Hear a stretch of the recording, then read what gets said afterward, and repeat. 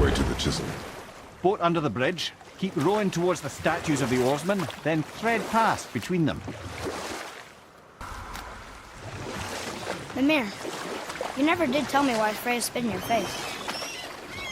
Well, she blames me in large measure for her present circumstances, and not totally without reason. It all goes back to the long war between the Aesir and Vanir. Prior to that, wars for the Aesir were easily won, but the Vanir had proved their equal and exacted devastating damage. Both sides suffered tremendous losses, and for many of us, quite frankly, war was simply no fun anymore, but a rather senseless waste of precious life. Wouldn't you agree, brother? Precisely. Enough was enough. And at last, Odin's most brilliant advisor became determined to find a more enlightened path. He set about to broker a peace between the gods. It took some convincing, but ultimately Odin was persuaded to marry his deadliest enemy, a certain Vanir goddess, legendary not only for her fertile beauty, but her genius at the very Vanir magic that Odin had long aspired to master. Freya married Odin? What was in it for her? It was a sacrifice to protect her people, a selfless act of love. Truly, she deserves better than she got. But of course, there's more to that story.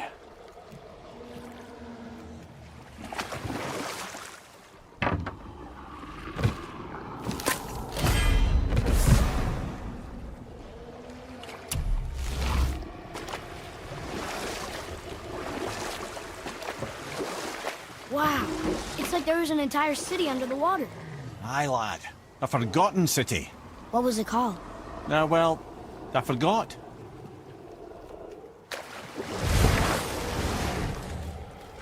Liosta! I'm ready!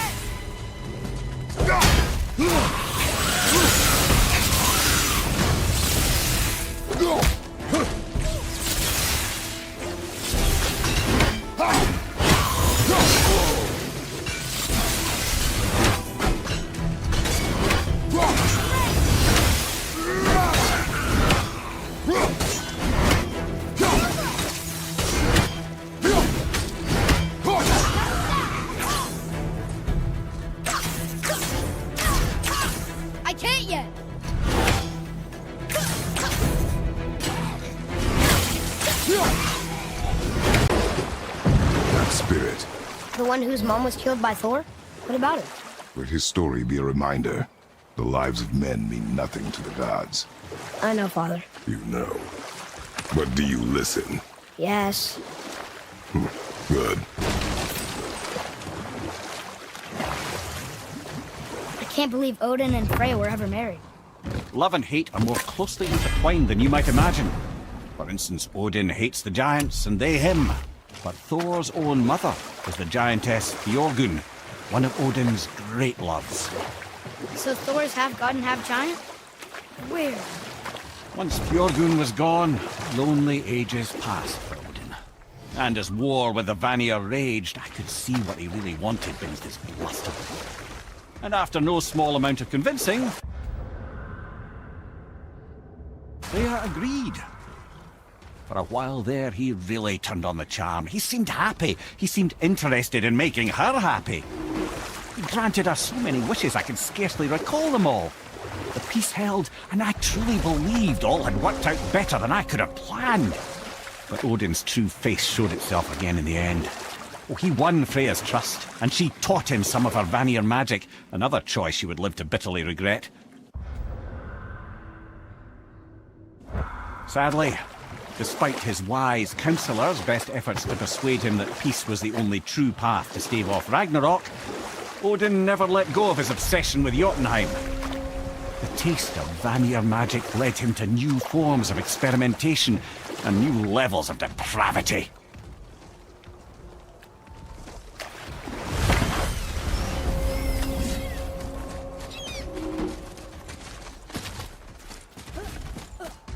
Here. Boy. Yes, sir.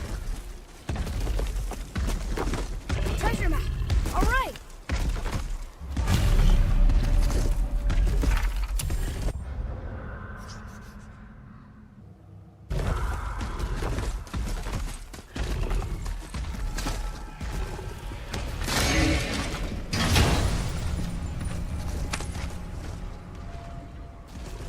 Hey, it's a fragment of a language cipher.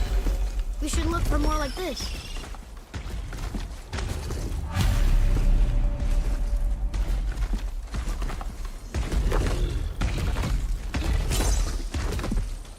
Never seen one of those before. They look like they walked straight out of hell. Fire incoming!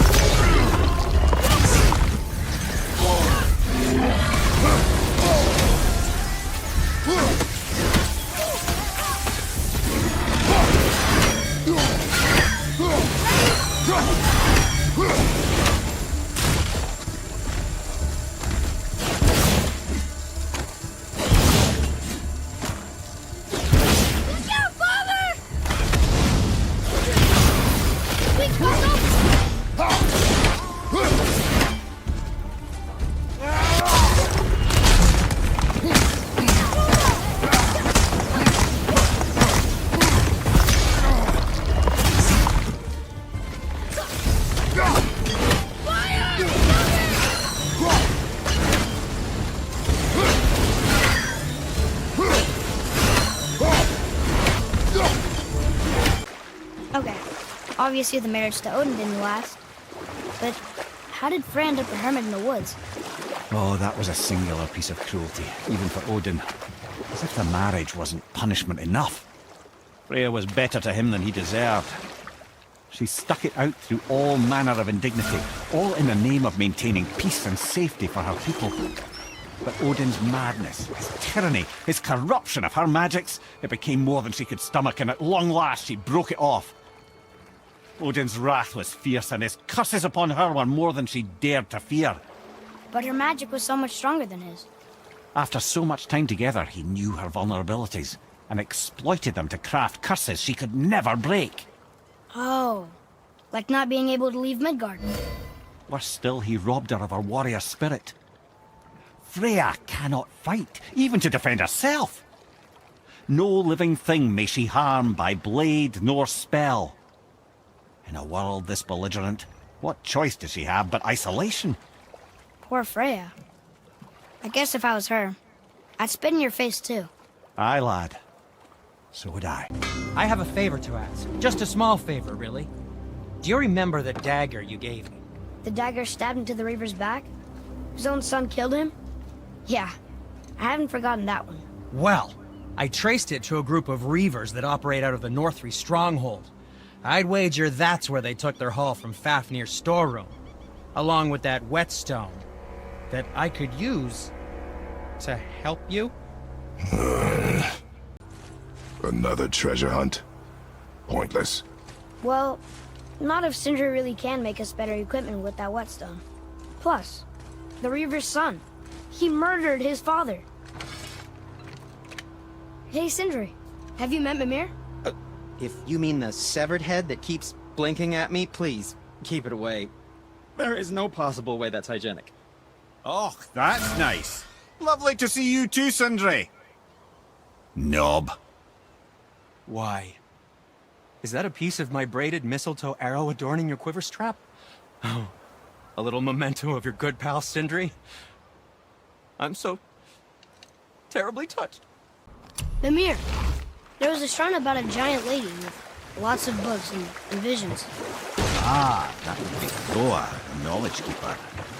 She was a gifted sorceress, who gathered every tome of arcane wisdom she could find in the realms, all in the hopes of augmenting her powers of prophecy, that she might find her lost husband, Aurvandil. But it was not her husband she would glimpse in her visions, for it was Groa, seeing longer and farther than any before or since, who witnessed Ragnarok, the end and the beginning. And Odin caught word of her ultimate prophecy. He maneuvered to obtain her knowledge and hoard it for himself. Enough. No stories. Not while on foot. Our focus is the road. Completely understand. I'll finish later, lad. Mimir, can you finish that story you started? Odin schemed to capture the visions of Ragnarok recorded by Groa, the Knowledge Keeper.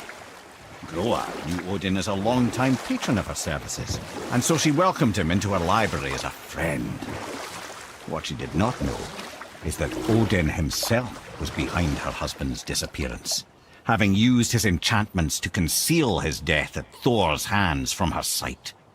Smiling, jealous Odin took her by the throat, and with his very hands he stole her library and her life for his own. I always knew Odin was bad, but that's just... Ruthless, barbaric, heartless? That's Odin. In fact, we would do well to sit here in silence for the next few moments and reflect on Odin's capacity for cruelty.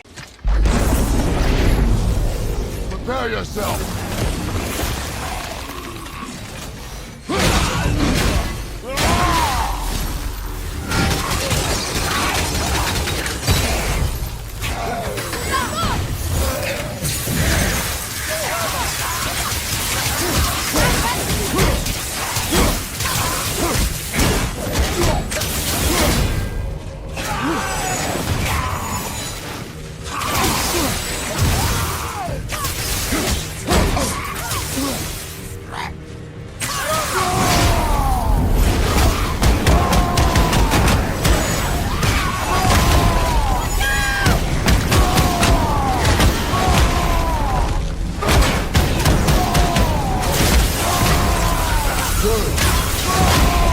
Not ready!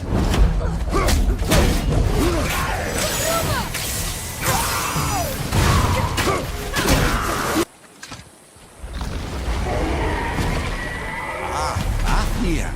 I always wondered what became of him. Wait, Fafnir? Like, Fafnir's storeroom Fafnir? The very one. But Sindri said he was a dwarf. He was. And now he's a dragon. Funny how life works, isn't it? He's chained up. Perhaps we should keep an eye out for binding shrines and free the poor bastard. Aye, lads?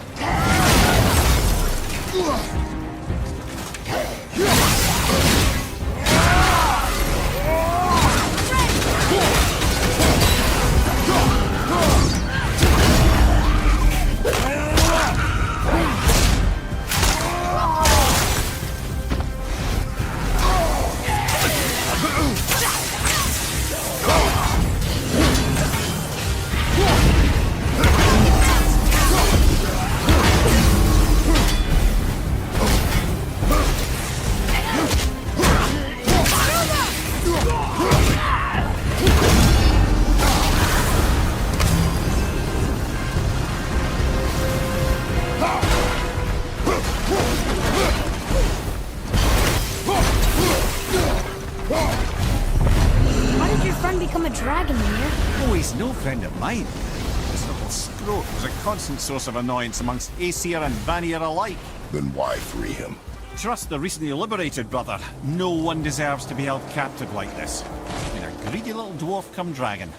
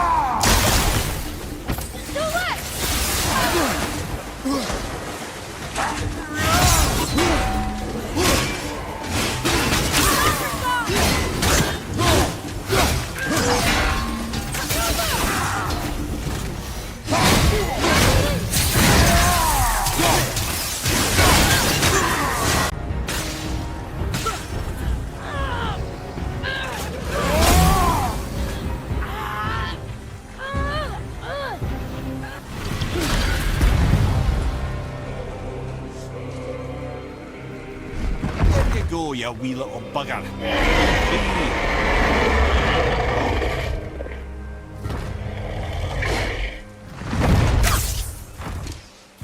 Well, Hunting Dragon hasn't done much for his personality. Ed, you are full of stories. When will you tell one that entertains? I beg your pardon? You just insulted me. Yeah, I got that. So you want a corker, do you? Very well, my brothers. I'll tell you the story of Hrungnir, the brawler. The real story. There was a huge battle, right? His shrine had him in the middle, fighting off Aesir. A pretty story, but no. Hrungnir, you see, was born with neither head nor heart. So the giants had to complete him with stone. He was strong, to be sure, but also a perfect simpleton. Odin met him wandering in Midgard one day. Found him so amusing, so harmless, so gullible, that he invites him back to his palace in Asgard. There he gives Hrungnir his fill of mead, and goads him into all manner of boasts and antics, all for the amusement of the court. I was there. I saw the Aesir laugh as Hrungnir leapt upon his shield and swore he'd kill us all and take our womenfolk back to Jotunheim. Then Thor shows up. And does he laugh? Oh no. Thor takes one look at the drunken stone buffoon and brings down Mjolnir on his head so hard that he's got chunks of Hrungnir in his own skull to this day. Thor is so startled by the face full of rock, he doesn't notice Hrungnir's body topple right onto him with a sickening crunch. And again, the roars of laughter echo through the palace halls. That's an awful story, Mimir. Nothing like the ones Mother told me. Let that be a lesson, my son. Truth is seldom so pretty as myth and legend.